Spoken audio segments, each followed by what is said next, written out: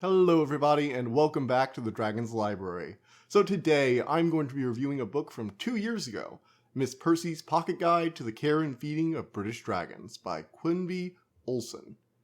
But that's a mouthful, so I'm not going to be saying that whole title for as long as I can get away with. Anyway, the reason I'm reviewing this is that its sequel, Travel Guide to Welsh Moors and Feral Dragons, came out last year and somehow I missed it. Now, I can't just let a dragon book slip by, so I'll be reviewing the first book in the series, at least for now, and if I find myself interested, I'll review the sequel later on in the year. Just letting writers know, if you put a dragon in your story, I will eventually find it, and it's a good way to get me to read basically anything. Now that we have that out of the way, what is this book about? The Guide to British Dragons is a piece of historical fantasy set in what I believe is Victorian England. Like most other historical fantasies I've read, it really does seem to be a common time period for this sort of thing. The story follows Miss Mildred Percy, a 40-year-old spinster who has resigned herself to living with her younger sister and her family, often acting as a caretaker for the kids and a regular verbal punching bag for her sister. Her quiet and dull life is disrupted by an unexpected inheritance from her great uncle. This inheritance isn't money like her sister wanted, but merely some odd stones and various research notes. One of those stones is quite large, in fact. Mildred, knowing her sister would have her scrap and sell anything she might get, hides her new treasures from the family. However, upon bringing the stone to the local vicar, thinking it a geode the school children can study, it hatches into a newborn dragon.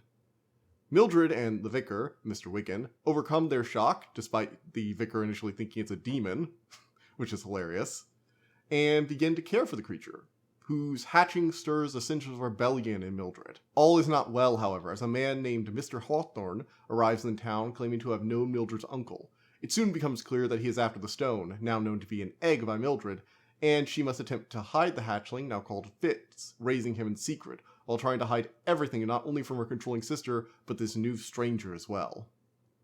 Now, just from the initial premise, I knew this book was going to be, the very least, interesting. The closest comparison I could make would be the Memoirs of Lady Trent book series. By the way, if you haven't read those, do that immediately. Both books are structured like a set of fictional life stories with quotes from the author at the start of the chapters. The fictional author, i.e. the character in the book, specifically, to make that clear. And various bits of dragon behavior or study are added in. However, where the Memoirs of Lady Trent seem to lean on that particular period piece biography thing, with nearly the entire book written like all the events had already taken place, this book is a little different. It seems to use the styles more as a basic framing device, while the story itself is written like any normal first-person book. Most scenes and lines are just written from her perspective, like she's in the scene, not like she's years later trying to remember what happened back then. They even have several chapters from the perspective of Mr. Hawthorne. In comparison, the memoirs are written like someone who has to try and remember the events of their life, with small moments and things you wouldn't remember, only described broadly in an overarching sense, to get from one scene you actually have memories of to the next. This isn't really a negative to the book, but I was slightly disappointed because I'd gone in expecting something like A Natural History of Dragons, which again, if you haven't read A Natural History of Dragons, go read that. However, this isn't a downside to the book itself, it's more of my expectations, so I'll try and temper my grade based on that. On its own, without comparison to other works, I would say the book is well written but slow. Despite the discovery of dragons being a world-shaping event, this first entry spends time immersing the reader in Mildred's more personal troubles. Most of the characters felt fleshed out and either likable or hateable based on the role they played. And of course, I can't forget the adorable dragon, Fitz. I did appreciate that. Although he gets plenty of moments to act cute and playful, he's still a fire-breathing animal that might accidentally burn down a building. And then he looks unrepentant while you apologize for him. Like a cat. I genuinely don't think I've ever seen so much cat in a dragon before. But I did like how they did treat him as though he was an actual realistic animal, just one that grew up around humans. Finally, I decided to listen to this book on Audible, and as such would be remiss not to somewhat discuss the voice actor Zara Ram.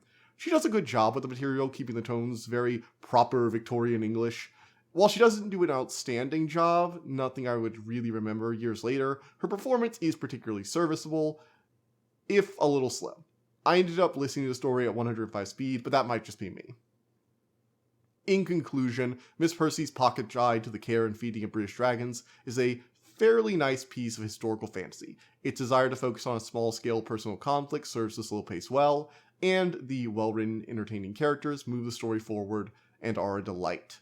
Whether you want to punch Hawthorne in the face for hurting a little baby dragon, or cheer Mr. Percy's quest to break away from her sister, you will have some fun throughout the story. And of course, you will also have an adorable baby little dragon hatchling. He's so cute. Although I do think the book could benefit from a heavier focus on its conceit as a guide on dragons, it's not a deal breaker. In the end, I'll give this a 9 out of 10, and I might just check out the sequel the next time I have a gap in my review schedule. So, yeah.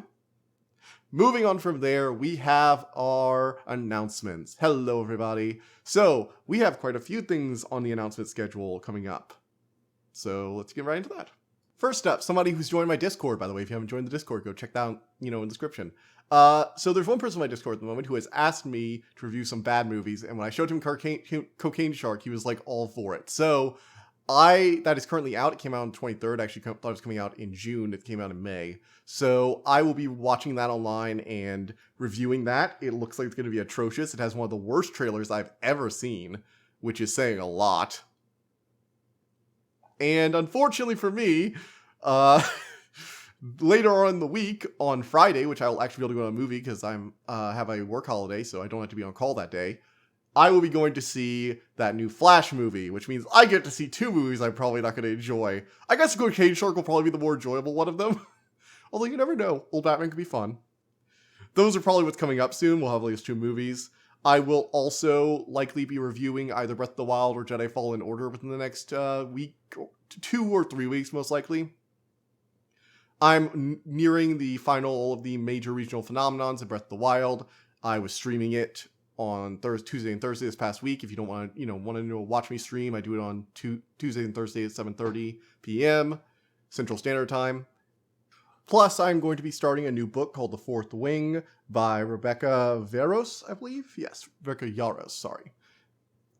Finally, we're going to be having the Dragon Prince come out soon, so we got a lot of dragon stuff, but, my channel's called Dragon's Library. You knew what you were getting into when you clicked on my stuff. You saw the dragon in the thumbnail. You know me. And now we have arrived at the end card. You guys know the drill. Video YouTube recommends. Playlist for this stuff this year. Click on the icon to go to my channel and subscribe there and check out a bunch more videos. Please do. Really means a lot to me. If you guys have not already, go check out my Discord channel where you can ask me about what you want me to review and give me suggestions like that. See you next time. Bye.